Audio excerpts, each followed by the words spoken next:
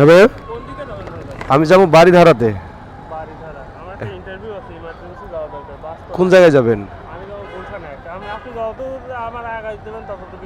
আচ্ছা, আপনি তাহলে ইসিবি চত্বর পর্যন্ত যাইতে পারবেন? আপনি গুলশান একে যাবেন? গুলশান একে যাবেন? আচ্ছা, হেলমেট যেহেতু নাই, উঠেন। হ্যাঁ হ্যাঁ, আচ্ছা আচ্ছা, বুঝতে পারছি। ওকে, আমি হেলমেট দুইটা রাখি না তো, এই জন্য আবার ঝামেলা হয়।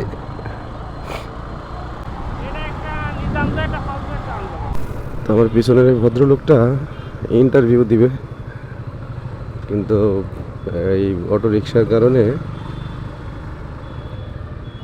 এই সরি অটো রিক্সাওয়ালাদের এই অবরোধের কারণে উনি বাস পাইতেছে না, যেই কারণে ওনার ইন্টারভিউ দিতে এই লেট। আমি যতটুকু যাইতে পারবো আর কি, ততটুকু গিয়ে তাকে নামাই দিই। আসলে ঢাকা শহরে এরকম অবরোধ আন্দোলন হইলে কত মানুষের যে কত রকমের প্রবলেম। ঠান্ডায় আমার অবস্থা শেষ।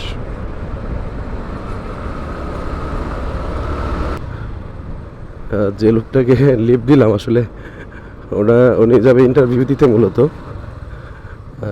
তো বললাম যে এই সামনে অনন্যার গেটের থেকে বাইক পাওয়া যায়,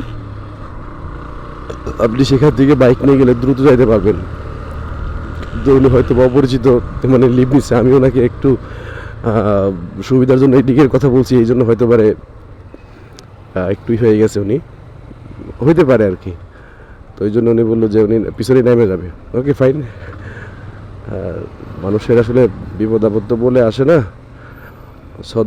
ছদ্মবেশে মানুষ অনেকভাবে অনেক রকম আচরণ, অনেক রকম ঘটনাই ঘটাই ফেলে। কাউকে বিশ্বাস করাটা এই যুগে হইলো এখন সব থেকে বড় চ্যালেঞ্জের।